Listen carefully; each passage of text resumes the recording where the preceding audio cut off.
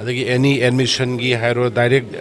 benefit transfer ki hairo governance duki matik sathi nei khoi da nungai helani awana gi kari gi phauna bugi hairo anu yama phung phani na 5G technology lanna shijinnaduna leibak asigi security da cheitheng pirakpa yaba shing eikhoina chekshinna yenghouba mathou tai haina Chief Minister N Biren phongdokkhre wafam ase Manipur lenga ki Department of Information Technology na sinduna 5G gi matang da chingmerong da leiba Hotel Classic Grande da pangthokpa nomagi oiba capacity building program hodopagi thoramda Chief Minister N Biren phongdokhibane Department of Telecommunication Telecom Regulatory Authority of India TRAI amade Digital Infrastructure Providers Association DIPA gi makok thongba official singkyana sarugyaduna pangthokpa thoram aduda Chief Minister N Biren hai India da Prime Minister Narendra Modi na handakta 5G hodokhraba matung 5G implement tawba yaba state amade 5G gi matang da conference pangthokpa se Northeast ki state sing gi manungda Manipur na ahan bane India gi oina yenglagana Manipur na ahum subane 5G ase Manipur da mapung fana mathou torokpa matamda statistic tongan ba sector sing maru oina lengak londa achoba kana ba ama piragane 5G gi kudong chaba sing ase statistic da mapung fana implement tawba ngamna ba internet ki kudong chaba phangdriba manung hanjin ba mafam singda internet ki kudong chaba phangana ba honare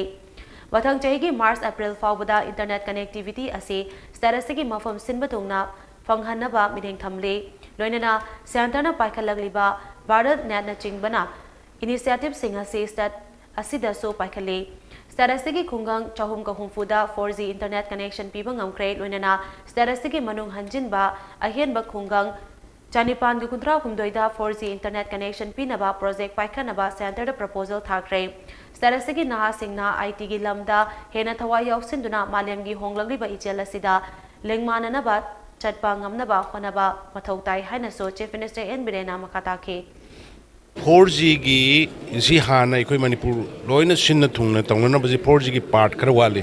masima 4G ji ma hana yohon ba loina nga si gi si 5G si nan launch to boga loina na bharat gi manung da sigi conference tawriba aduga 5G si enable oiba implement oba yana ba state where se Northeast eikhoina ahan bani aduga bharat ki oina khoina ahum subu state ne moi gi leiriba bylaws kari khra do khoi samtok samdin torkan madugi yarkan ni moina telecom gi dot ki kari mayam laise madugi feasibility madugi atmosphere du leire logi kari gi se sang mayam du loire har kan laine atai state am ta loiba ngamdri masi lakpada eikhoina far flung area da leiriba khoi la ana layeng bagi hairo adagi any admission gi hairo direct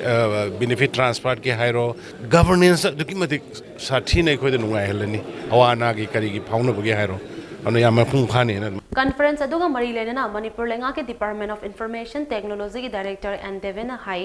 India da 5G ki technology haudorakpa asida stalenga na kari karamba thorang se paikhat kani haiba ki matang da conference ase pangthopane technology ase mapung phana chanana ba lenga ki tongan ba department singna kari karamba thodang logani haiba do conference ase gi kuthang da khana nainagani loinana 5G technology asidagi kari karamba kana ba sing loba yabage haiba do su yengani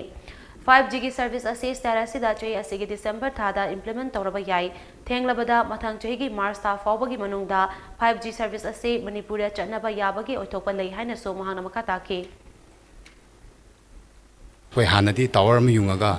sang namagi radiation se chatpanina hojiti 5G di yam nak la ne duga speed yam wang panina koi government side gi kai to dakar lege especially koi hosi PhD PWD adu mayam da koi mathou software municipality yaw ka domnina yamna matam changdabida koi states da kamaina kana gege habidugi discussion tawna ba tawjaba conference ne aduga rollout se koi manipur gi di December adai dagi haunin tai adubu thengabada adum koi March ki manung da di dum koi Jio na hana haugudu male